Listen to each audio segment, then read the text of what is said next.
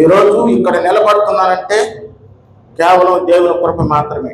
నేను నిలబడడం ఇక్కడ ఎందుకంటే నాకు చాలా ఆరోగ్యం చాలా చాలా డేంజరస్ అయిపోయింది. బతుకుతాను అనుకోలేదు. అలాంటి సిచ్యువేషన్ అన్నమాట. నా బాడీ మొత్తం నిల్లైపోయింది, ఏది వర్క్ లేదు. పడిపోయాను.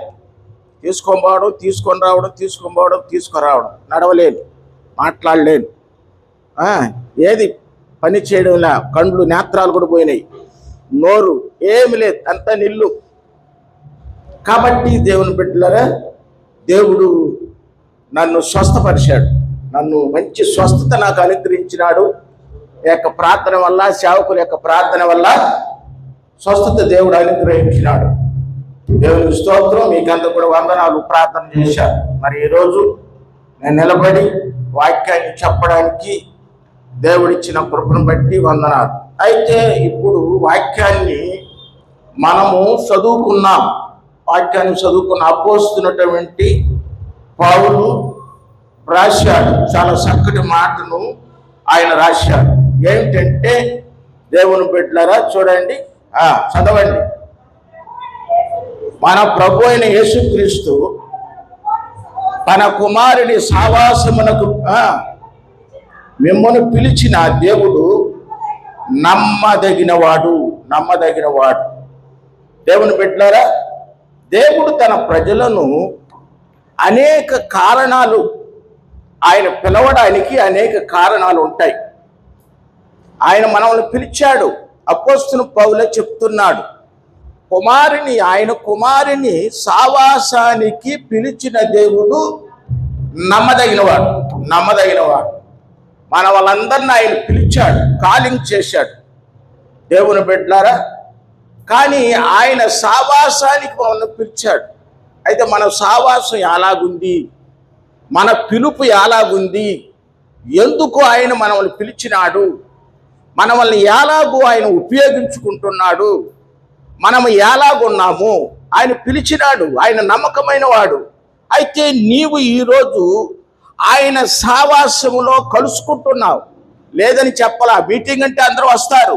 కానీ దేవుని బిడ్డలారా, ఎలాగుంది మన యొక్క ఉద్దేశాలు, ఎలాగుంది, నమ్మకము కలిగి ఉన్నామా లేకపోతే లేదా?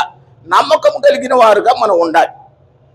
మొట్టమొదటిగా నేను చెప్తున్నాను, పరివర్తన చెందాలి. నెంబర్ 1, పరివర్తన చెందాలి. అనేక కారణాలతో మనల్ని పిలిచాడు. పిలిచిన కారణాలు ఏమిటి అనేది మనకు బాగా తెలుసు. అపోస్తలుడు పౌలు రాశాడు 12వ అధ్యాయంలో 1వ కొరింథీ 12వ అధ్యాయంలో 7వ వచనం నుండి మనం చదివితే 10వ వచనం వరకు అక్కడ ఆత్మీయ ప్రత్యక్షలు ఉన్నాయి. ఆత్మీయమైనటువంటి ప్రత్యక్షలు దేవుడు మనకి ఇచ్చింది. అక్కడ మరలా 27వ వచనం నుంచి 31 వరకు చదివితే అక్కడ ఆయన ఇచ్చినటువంటి వరాలు, గిఫ్ట్ ఉన్నాయి మనకి. అది ఏ గిఫ్ట్ మనము పొందుకొని ఉన్నాము అనేది మనం ప్రశ్న వేసుకోవాలి. ఏదో దేవుడు పిలిచినాడు, నమ్మకమైన వాడు, ఆయన సావాసములో మనం ఉన్నాము. మరి సావాసులో ఉన్న దేవుడు మనల్ని ఎందుకు పిలిచినాడు, ఏంటి, మన జీవితంలో ఆయన చేసేటటువంటిది ఏమిటి అనేది మనము తలంచుకోవాలి. మొట్టమొదటిగా మన జీవితంలో దేవుని బిడ్డలారా పరివర్తన చెందాలి. ట్రాన్స్ఫోర్మేషన్ అది మన జీవితంలో ఉండాలి. పరివర్తన చెందాలి అంటే దేవుని బిడ్డలారా మన జీవితంలో ఉన్నటువంటి పాపము, బలహీనత ఎన్నో ఉన్నాయి. మన జీవితంలో ఎన్నో పుట్టుకొని వస్తూ ఉంటాయి. మన శరీరంలో పుట్టుకొని వస్తూ ఉంటాయి. శరీరానికి ఆత్మకు చెట్టు కాదు. శరీరం ఉంది, ఆత్మ ఉంది. ఎప్పుడూ పోరాటంగానే ఉంటుంది. మన జీవితంలో పోరాటంగానే ఉంటుంది. ఆత్మీయంగా జీవించాలంటే శరీరం దగ్గర దెబ్బతింటా ఉన్నాం. అర్థమైందా? ఆత్మీయంగా పోరాడాలంటే దేవుని బిడ్డలారా శరీరం ఒప్పుకోదు. అట్లా శరీరము దేవుని బిడ్డలారా విరోధంగా ఉంటుంది. ఆత్మకు శరీరానికి విరోధంగా ఉంటుంది. కాబట్టి మనము ఎలాగ ఆత్మీయ జీవితంలోనే పోరాడాలి. శారీరకంగా మనకి ఎన్ని వచ్చినా దేవుని బిడ్డల ఆత్మకు శరీరానికి చాలా పోటీ ఉంటుందన్నమాట, సమస్య ఉంటాయి. కాబట్టి మనం ఆత్మలోనే నిలబడాలి, ఆత్మలోనే మనం నిలబడాలి, ఆత్మలోనే ఎదగాలి, ఆత్మలోనే మాట్లాడాలి. శారీరకమైన జీవితం మనలో ఉండకూడదు, అవి దూరంగా పెట్టాలి, అవి తొలగిపోవాలి. దేవుని బిడ్డలు ఈరోజు మనం అందరం కూడా ఆత్మీయమైనటువంటి బిడ్డలం, ఆత్మీయమైన బిడ్డలు. అయితే శరీరం వేరు వేరే శరీరాలు, అయితే క్రీస్తు ఒక్కడే, మనమందరం ఒకే శరీరం, మనమందరం ఒకే శరీరం. అయినా మానవుల యొక్క తత్వాన్ని బట్టి, శరీరాన్ని బట్టి మానవుల యొక్క శరీరము అది వేరుగా ఉంటుందని చెప్పాడు ఆయన. ఆయన ప్రభువులో మనమందరం కూడా ఒక శరీరమే, ఒక్క శరీరమే అని చెప్పాడు. కాబట్టి దేవుని బిడ్డారా, అక్కడ మనకి గిఫ్ట్లు ఇచ్చున్నాడు. ఆ గిఫ్ట్ ఏ గిఫ్ట్ మన జీవితంలో ఉందనేది మనము చెప్పగలమా? రకరకాలే పిలిచాడు. ప్రవక్తలుగా పెట్టాడు, ఇంకా ఏంటి నాయకులుగా పెట్టాడు, ఇంకా బోధకులుగా పెట్టాడు, ఇంకా సేవకులుగా పెట్టాడు. ఎన్ని గిఫ్ట్లు మనము అక్కడ మనం చూడగలం. ఎన్ని గిఫ్ట్లు, ఆత్మీయమైనటువంటిది మనకి ఇచ్చినటువంటి గిఫ్ట్లు ఎన్నో చూడండి. అటువంటి గిఫ్ట్ ద్వారా ఆయన పిలిచినాడు బోధకులుగా, ఇవన్నీ కూడా బోధకులుగా, ప్రవక్తలుగా, భాషలు మాట్లాడేవారుగా, భాషలకు అర్థం చెప్పేవారుగా, రకరకాలుగా మనం ఆయన పిలిచాడు. ఏది మన జీవితంలో ఉంది? మేము ప్రశ్న వేసుకోవాలి. మనం ఈరోజు మేము సేవకులం, మేమందరం సేవకులం, దేవుని బిడ్డలారా. ఆయన మమ్మల్ని పిలిచినాడు దేని కొరకు? పరిచర్య కొరకు మనల్ని పిలిచినాడు ఆయన. సేవకులను పిలిచినాడు ఆయన, పరిచర్య కొరకు పిలిచినాడు. దేవుని బిడ్డలారా, సేవ చేస్తున్నాము. మేము చేసే సేవ ఆయనకు తెలుసు, ఆయనకు తెలియదు ఏమీ లేదు. సేవ అంటే చిన్న పని కాదు, అది చాలా చాలా ఉన్నతమైనటువంటి పని. ఎవరికి లేని పని అది. గవర్నమెంట్ ఉద్యోగస్తులు కాదు, కలెక్టర్ కాదు, ఇంకా ఎన్నెన్నో ఉన్నాయి. వాటికన్నా దేవుని సేవ అనేది చాలా చాలా వాటికన్నా చాలా గొప్పది, చాలా గొప్పది. చాలా మందిని దేవుడు పిలిచాడు, నిలిచింది కొద్ది మంది, అంతేనా? చాలా మందిని దేవుడు పిలిచాడు, నిలబడింది కొద్ది మంది. నా జీవితంలో కూడా నేను ఫస్ట్లో సేవకి వెళ్ళేటప్పుడు చెన్నైలో, దేవుని బిడ్డలారా, నా వల్ల తట్టుకొని మాలేదు. నేను వచ్చేయాలని చూసా, రైలుగా చెప్తున్నా, వచ్చేయాలని సూట్ కేసు కూడా సర్దుకున్నా, వెళ్ళిపోవాలని కుదరలే. నా వల్ల కాలేదు. చాలా కష్టపడి, చాలా కష్టం చెప్పలేని ఏంటి ఇవన్నీ అని. ఎందుకు కొత్తగా సేవకు వచ్చినా మనకు తెలియదు, రక్షణ అంటే తెలియదు, విశ్వాసం అంటే తెలియదు, ఏమీ తెలియదు. ఏదో కాలేజీలో పడి ఉన్న 3 సంవత్సరాలు బయట వెళ్ళిపోయినా ఏమి నా వల్ల అర్థం కాలేదు. వెళ్ళిపోదాం అనుకున్నా, వెళ్ళిపోదాం అవసరంలే. వీళ్ళ దగ్గర ఏంది ఈ పోడేంది వీళ్ళ దగ్గర? మన ఏదో సేవ చేసి దానికి వచ్చాం, వాక్యాన్ని చెప్తున్నాం, అంగీకరిస్తున్నారా? అది లేదు.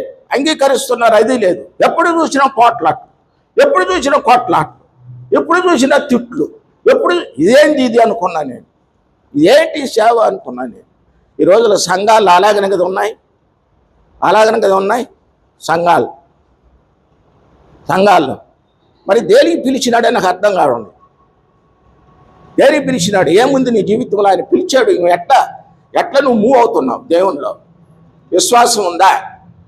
విశ్వాసం, పరివర్తన అంటే చేంజ్ అవ్వాలి. నువ్వు దేవుని బిడ్డవు కాబట్టి నువ్వు ఎప్పుడు దేవుని నమ్ముకున్నావో, పరివర్తన చెంది దేవుని నమ్ముకున్నావో అవన్నీ వదిలిపెట్టాలి. మరి చర్చికి వెళ్ళడమా, వాక్యం వినడమా, వస్తా ఉండడమా, ఇదే కావాలి. ఆ విశ్వాసం వల్ల కావాలి.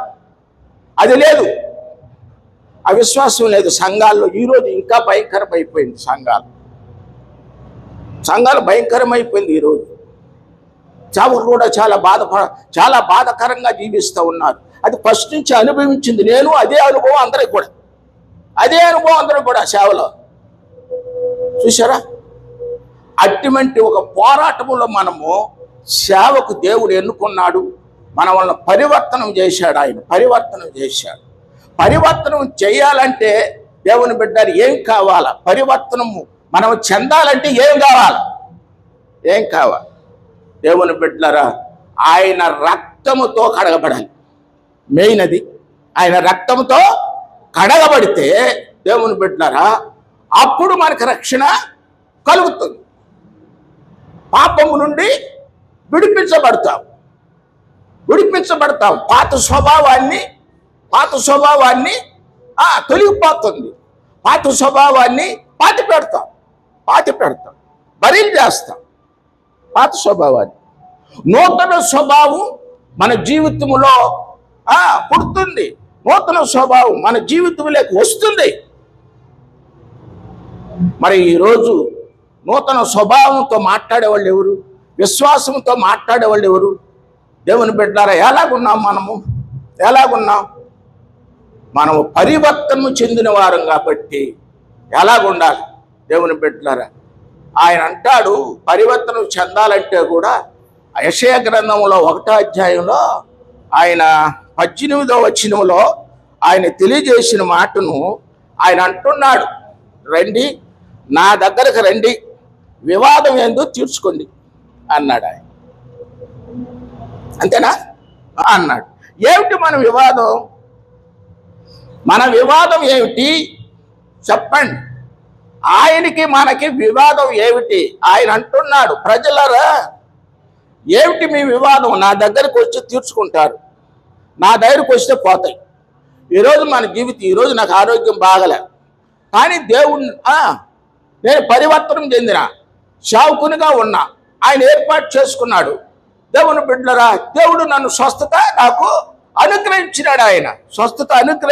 ఆయన దేవుని బిడ్డలరా. కాబట్టి అక్కడ వివాదం ఏందో, ఈ ప్రాబ్లం ఏంటో. మనకి అనేక ప్రాబ్లమ్స్ ఉన్నాయి లోకంలో కదా, అనేక ప్రాబ్లమ్స్, కుటుంబాల్లో, బిడ్డల పట్ల, ఇతరుల పట్ల, ఉద్యోగాల పట్ల ఎన్నో ప్రాబ్లమ్స్, మెనీ ప్రాబ్లం వస్తుంది మనకి.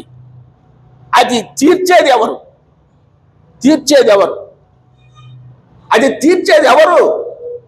ఆయన పిలుస్తున్నాడు, రండి మీ వాదం ఏంటో నా దగ్గర చెప్పండి. ఆ వాదం తీర్చుకున్నాం.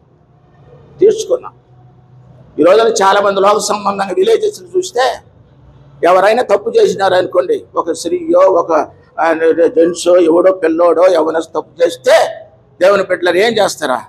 అక్కడ పెద్దలను పిలిపించి కోటాలు వేస్తారు. అసరా పెద్దలను పిలిపిస్తారే, పెద్దలు ఊరి పెద్దలను పిలువురా, వాడిని పిలవండి, తప్పు చేసిన వాడిని కట్టేసి కొడతామా లేకపోతే వాడిని తరిమేద్దామని డిసైడ్ చేస్తాం. ఇంతేనా? లేదా ఊర్లో వాడు ఉండాలంటే చెప్తున్నాం, చాలా కఠినమైన ఊర్లంతా కూడా ఉన్నాయి. ఊర్లో ఉండాలంటే మనం చూస్తున్నాము, వాళ్ళే డిసైడ్ చేయాలి. వాళ్ళే డిసైడ్ చేయాలి. అరే వాడిని కట్టేసి కొట్టండి రా అంటారు, కొడతారు. చచ్చిపోయేటప్పుడు కొట్టరు, వాడి బుద్ధి వచ్చినది కొడతారు. ఇది జరిగేది. అయితే దేవుడు ఏమంటున్నాడు? రండి, వివాదం ఏంటి? మీ వివాదాలు ఏంటి? మనకి ఎన్ని కావాలా? మనకి చాలా డొమెస్టిక్ ప్రాబ్లమ్స్ ఉంటాయి, కుటుంబ సమస్యలు ఉంటాయి, ఎన్నో ఉంటాయి. మనకు మెనీ ప్రాబ్లమ్స్ ఉంటాయి. మనకి జీవిత పర్యంతరం మెనీ ప్రాబ్లమ్స్, అప్ అండ్ డౌన్లో ఉంటుంది. అర్థమైందా? కాబట్టి దేవుని బిడ్డలారా, మనము ఆయన దగ్గర నుంచి వివాదము తీర్చుకోవాలి అని అంటాడు. కాబట్టి ఇంకా మనము వివాదాలు తీర్చుకోవడానికి దేవుని బిడ్డలు ఎవరెవరు వచ్చారు దేవుని దగ్గరికి? ఎవరెవరు వచ్చారు మనం చూస్తున్నాం. దేవుని బిడ్డలారా, నికోదేము వచ్చాడు. నికోదేము ధర్మశాస్త్ర ఉపదేశకుడు, చాలా ధర్మశాస్త్రం బాగా ఎరిగినవాడు. వాడు యూదులు కాబట్టి అబ్రహాం సంతానం అంటారు. వాళ్ళ ధర్మశాస్త్రం చాలా చక్కగా, దేవుని బిడ్డలారా, వాళ్ళకి మెమరీ యూదులకి అంత నిష్ట కలిగిన వారు. నిష్ఠత ఉంటుంది. ఈరోజు మనం నిష్ట కలిగి ఉన్నామా? దేవునిలో వాళ్ళు యూదులు నిష్ట కలిగిన వారు, చాలా నిష్ట కలిగిన వారు వాళ్ళ ధర్మశాస్త్రంలో. ఆ నిష్ట ఒకవేళ మనము దేవుని బిడ్డరా ధర్మశాస్త్రము ద్వారా మనము విడిపించబడాల, ధర్మశాస్త్రం ద్వారా మనం విడిపించబడాల. పాపము ద్వారా మనం పాపులుగా ఉన్నాం కాబట్టి ధర్మశాస్త్రం ద్వారా మనకు విడిపించబడలేదు. మనం విడిపించబడలే. యేసు రక్తము ద్వారా విడిపించబడ్డాం, అంతేనా? ధర్మశాస్త్రం మనల్ని విడిపించదు, అది పాపములోనే జీవిస్తూ ఉండింది, ఒక పాపంలోనే జీవిస్తుండింది. ఒకను కొడితే నువ్వు కొట్టాలా, ఒకరు పళ్ళు ఎరగొడితే నువ్వు ఎరగొట్టాలా, అట్లది ధర్మశాస్త్రం. ఇది అది కాదు కదా. అంత నిష్ట కలిగిన వాడు నికోదేము, దేవుని బిడ్డ దేవుని దగ్గరికి వచ్చాడు, అది కూడా అర్ధరాత్రి వేళ వచ్చాడు అంటవాడు. దేవుని బిడ్డలారా, వచ్చి కొన్ని ప్రశ్నలు అడిగినాడు, వాదాలు కొన్ని ప్రశ్నలు అడిగాడు.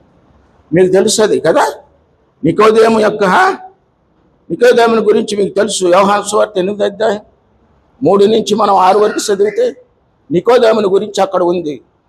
ఆయన కొన్ని వాదాలు నువ్వేం చదవలేదా, నువ్వు యూదుడు కదా, నీకు ధర్మశాస్త్రం బాగా తెలుసు కదా, ధర్మశాస్త్రం ఫౌండేషన్ వాళ్ళకి తెలుసు కదా అని అంటాడు. అప్పుడు ఆయన అంటాడు, నూతనంగా జన్మించాలి. నువ్వు నూతనంగా జన్మించింది ఏందయ్యా, నేను తల్లి గర్భం నుండి మరి ఒకసారి వచ్చారా? వాళ్ళ ప్రశ్న చూడు ఎలాగుందో, యేసు ప్రభు దగ్గర ప్రశ్న చూడు ఎలాగుందో. అది వాళ్ళ వాదాలు. కానీ ఈ మాటకి నేను చెప్తున్నా, యెషయా గ్రంథంలో వాదం ఏమిటో రండి తీర్చుకుందాం అన్నాడు కదా. మన వాదాలు ఏమిటో మనకి ఏం తెలియలేదో ఇప్పుడు నికోదేము వాడు కావాలని వచ్చుంటాడు యేసు ప్రభుని ప్రశ్నించాలని. అదే అక్కడ కావాలని వచ్చుంటాడు యేసు ప్రభు ప్రశ్నించాలని. మన యోహాను సువార్తలో 3వ అధ్యాయం 3 నుంచి 6 వరకు చదివితే అక్కడ ఉంటాయి. ఇంకొక ఆయన వచ్చాడు, ధర్మశాస్త్రం, వాడు కూడా ధర్మశాస్త్రం ఉపదేశకుడే. దేవుని బిడ్డలారా, లూకా సువార్త 10:25 చదివితే మనకు బాగా తెలుస్తుంది. ఇంకొకడు వచ్చాడు, లూకా సువార్త 18:23 వరకు వచ్చాడు. వాడు వచ్చి అడిగినాడు, ప్రశ్నలు అడిగినాడు. ఏమయ్యా, ఏమిటి నీ పూర్ణ మనసు ఆత్మతో అన్ని నువ్వు సేవిస్తున్నావా? నీకు ధర్మశాస్త్రం తెలుసు కదా. ప్రభు అడిగితే అన్నీ ఓకే అన్నీ సేవిస్తున్నానయ్యా, నేను నా పొరుగు వాడిని ప్రేమిస్తున్నానయ్యా, అది ఇది అని చెప్పాడు. ఎందుకంటే వాళ్ళు యూదులు కాబట్టి యేసు ప్రభుని ప్రశ్నిస్తున్నారు. అక్కడ వాదాలు జరుగుతున్నాయి వాళ్ళకి. యేసు ప్రభు సరిగ్గా వాళ్ళకి జవాబు ఇచ్చి పంపుతాడు. అది వాదం. వాళ్ళ గెలవల, యేసు ప్రభే గెలిచాడు, మాటల్లో నోరు ముయించాడు. దేవుని బిడ్డలారా, అది చదివితే అక్కడ మనకు చదవండి. నేను ఒక మాట చెప్తాను, లూకా సువార్త 18 చదువు.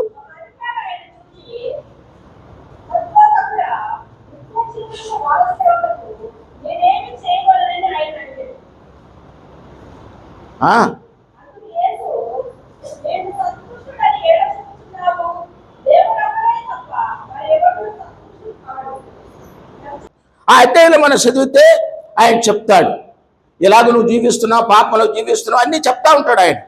అదంతా నేను పాటిస్తున్నాను అన్నాడు. అయితే నీకు ఒకటి కొదువ. ఏమిటి కొదువ? ఏం కొదువు? నువ్వు ఒకటే. ఒకడేమో నా పొరుగువాడు ఎవడు అంటాడు ఒకడు. ఈడేంది ఏం కొదువా? దేవుని బిడ్డలా ఏం కొదువా అంటాడు. లాస్ట్లో ఆయన నీ ఆస్తి నమ్మి బేదలకి ఎవరా అన్నాడు. అయిపోయా కథ. నేను ఇస్తాను, నేను యేసు ప్రభుని నమ్మినాను, నా విశ్వాసం బాగుంది, నువ్వు అడిగినంత జవాబు చెప్పినాను, అనుసరిస్తూ ఉన్నాను అన్నాడు. చివరికి ఒకటి చెప్తాడు, ఒకటి కొదువు, నీకు ఆస్తిని ఇచ్చేయి బేదలకన్నా. వాడు ఆస్తి గలవాడు. అదే మాట కింద ఉంది, ధనవంతుడు పరలోక రాజ్యంలో చేరలేడు. అది చెప్పేశాడు ఆ మాట కూడా. వాడేంది బీదలకు అమ్మి ఇయ్యాలా? వాడు పరివర్తనం చెందుంటే బీదలకు అమ్మి ఇయ్యాలి. దేవుని దగ్గర వాదం, నికోదేముకు వాదం, అతనికి వాదం, ఇంకొకరు వాదం. అట్లా యూదులు ఆయన్ని ఏదో ఒక మాటలో పట్టుకోవాలని ఉద్దేశం వాళ్ళకి. అంతేనా? యూదులే కదా ఆయన్ని బాధ పెట్టింది. యూదులే కదా సిలువ వేశారు, శాస్త్రులే కదా సిలువ వేశారు. ఎవరా ఏదో ఒక మాట సిక్కుపడాలి, ఇతను సిక్కుపట్టాలా, మనం పట్టుకోవాలి ఇతన్ని అనే ఉద్దేశంతో యూదులు ఆయన్ని లేనిపోని ప్రశ్నలు అడుగుతారు, వాదాలు పెట్టుకున్నారు. ఆ వాదాలకు సరిగ్గా దేవుడు ఆన్సర్ చెప్పాడు, వెళ్ళారు. అయితే ఎక్కడ ఇతన్ని పట్టుకోవాలి, ఏ మాటల్లో పట్టుకోవాలని ఆలోచన చేస్తా ఉన్నారు, పట్టుకున్నారు. మనం చూస్తాం ఈ దేవాలయాన్ని పడగొట్టి 3 రోజుల్లో లేపుతాం. అది గట్టిగా పట్టారు వాళ్ళు. అక్కడ దేవాలయం ఏంది, 3 రోజులు ఏంది, పడగొట్టేది ఏంది, వాడు లేపేది ఏంది లేపేది. పునరుద్ధానాన్ని గురించి ఆయన చెప్పాడు. ఆ మాట ఆన్సర్ అది. కదా. కానీ వాళ్ళు టేకప్ చేసింది అదే, వాళ్ళు చిన్నటోళ్ళేం కాదు కదా, చిన్నటోళ్ళు కాదు, ప్రతి మాటలో టేకప్ చేస్తారు. ఈ మాట మాట్లాడేవే నువ్వు, ఈ మాట మాట్లాడేవే, దేవాలయాన్ని పడగొట్టు 3 రోజులు లేపుతున్నావు నువ్వే కదంటయా. చిక్కు చూడండి ఎట్టుందో అట్లా. ఈ రోజుల్లో మనవల్ని కూడా చిక్కు పెట్టేవాళ్ళు ఉన్నారు, లేరా? ఎవరు విశ్వాసులు. అర్థమైంది?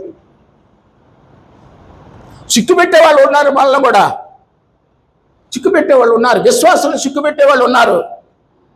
విశ్వాసులు చిక్కు పెడతారు. విశ్వాసులు చిక్కు పెడతారు, చుచ్చు పెడతారు, గెలుతారు, మాట్లాడతారు. నువ్వు పరివర్తనము చెందలేదు. ఒకే మాట, పరివర్తనము లేదు, ట్రాన్స్ఫర్మేషన్, పరివర్తన నీలో లేనే లేదు. అలాగ మాట్లాడితే దేవుని బిడ్డలారా, మనము గమనించుకోవాలి. ఎందుకు దేవుడు మనల్ని పిలిచాడు, ఏ కారణం ద్వారా పిలిచాడు, ఆ కారణం ఏంటి? నాలో ఉందా కారణం? ఆయన పిలిచిన కారణం ఏంటి? నాలో ఉందా? ఆ గిఫ్ట్ నాలో ఉందా? ఆ గిఫ్ట్ నేను వాడుకుంటున్నానా?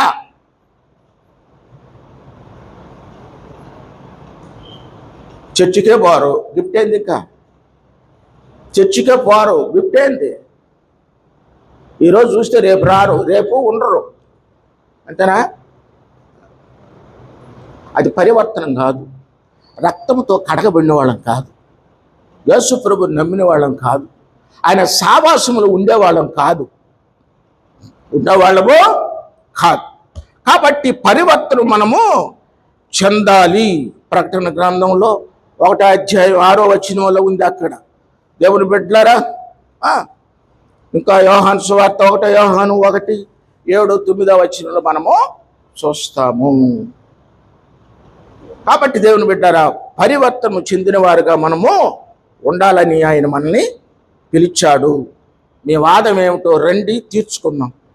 వాదం మన జీవిత పర్యంతరం మనకు ఉన్నాయి, ఎన్నో కొరతలు ఉన్నాయి, ఎన్నో మన హృదయములో ఏమవుతుంది, ఏదో పుడతా ఉంటాయి.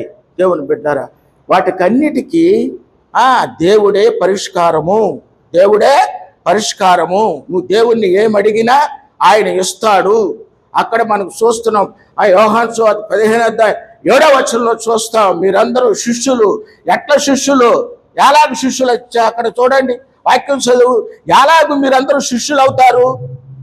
ఎలాగవుతారు శిష్యులు? మనమందరం శిష్యులమో అయితే ఎలాగూ చూడండి అక్కడ.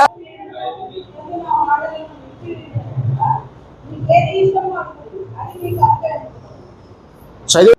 కాబట్టి అక్కడ మనం చూస్తూ ఉన్నాం. దేవుని బిడ్డలారా, ఎవరు వాక్యమును నా హృదయములో, అంటే వాక్యమును హృదయములో ఉంచుకుంటారో, హృదయములో ఉంచుకుంటారో, నా వాక్యము ఎప్పుడు మీ హృదయములో ఉంటుందో అప్పుడు మీరు ఏదడిగినా ఇస్తాను. అంతే కదా, ఏదడిగినా ఇస్తాను. బట్ అప్పుడే నా శిష్యులు అవుతారు మీరు అనే శిష్యత్వం ఉంది మనకందరికీ. శిష్యత్వం ఉండాలి కదా. శిష్యత్వం అంటే ఏంటి? దేవునితో శిష్యత్వం అంటే, శిష్యుడు అంటే ఏంటి? దేవుని బిడ్డారు. యేసు ప్రభు కూడా శిష్యులు ఏర్పాటు చేసుకుని, మత్తయి సువార్త 10వ అధ్యాయంలో చూస్తున్నా, శిష్యులు ఏర్పాటు చేసుకున్నాడు. మార్కు సువార్త 1:17లో చూస్తాం, అక్కడ ఏర్పాటు చేసుకున్నాడు. దేవుని బిడ్డలారా, అక్కడ ఏర్పాటు చేసుకున్నాడు. వాళ్ళందరూ పామరులు, వాళ్ళు చేపలు అమ్ముకొని బతికేవాళ్ళు, చేపలు బట్టి సముద్రంలో. దేవుని పామరులను ఆయన పిలిచాడు, కాలింగ్ చేశాడు, రండి అని.